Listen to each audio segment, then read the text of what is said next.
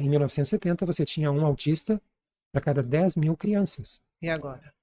Em 2018 você tinha um para 36 crianças. Nossa. E hoje se estima que esteja um para 20. Isso é uma tragédia humanitária absurda. E você acha que é a causa do autismo? Então, eu me atenho ao fato de que as crianças, isso está publicado, as crianças autistas tendem a ter níveis muito mais baixos de vitamina D do que as crianças normais, o que aí traz uma coisa de um fator de confusão, porque o autista ele não vai ser deixado se expor ao sol, brincando sozinho, uma coisa. Ele tende a ficar confinado justamente pelas trágicas manifestações do autismo. Né? São crianças que se expõem ao risco, correm de um lado para outro dentro de casa sem parar, acordam de noite gritando 8 vezes por noite, correndo pela casa, batendo a cabeça no chão, na parede, e sem conseguir falar absolutamente nada. Né? Então, eu estou descrevendo um caso de autista grave. Né? Então, você imagina que o sofrimento que esses pais têm, o desespero que esses pais têm. Eu estou aproveitando o momento que você está falando, está me entrevistando, para desmistificar a questão do autismo, porque quando as pessoas falam sobre autismo, né, o público em geral pensa numa criança alheia, né, que não interage com ninguém. E é uma situação muito mais desesperadora para os pais. E muitas vezes uma agressividade absurda, né, física. Muito. Né? Então você imagina o sofrimento que é os pais e o que é você ter, hoje em dia, se estimar que uma em cada 20 crianças esteja sofrendo de autismo. Né?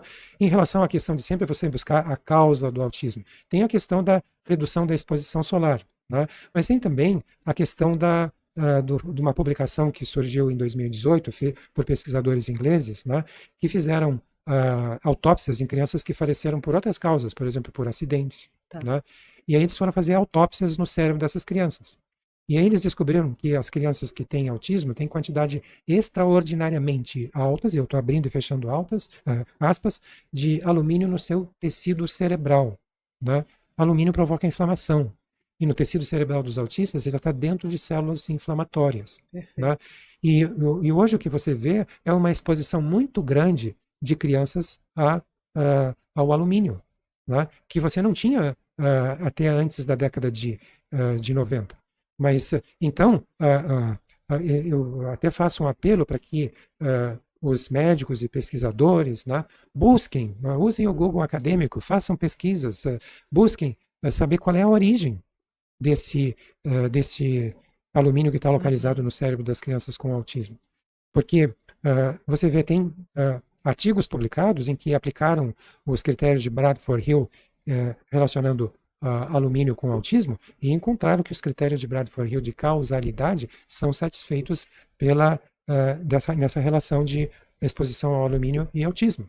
Então, existe já publicações aplicando os próprios critérios de Bradford-Hill para apontar o alumínio como uma possível causa do autismo. Toda mãe que tem um filho autismo tem que fazer um exame de alumínio, né? Dos metais, que hoje a gente tem muitos metais. Depois das vacinas, então, aumentou muito o número de alumínio, né? Também teve eu não queria entrar muito nessa questão. Mas aconteceu, né? Eu vi por mim, mas estou dizendo, é uma coisa que a gente tem que ficar de olho. Os pais têm que fazer esse exame para ver, né? Pode ser isso, né?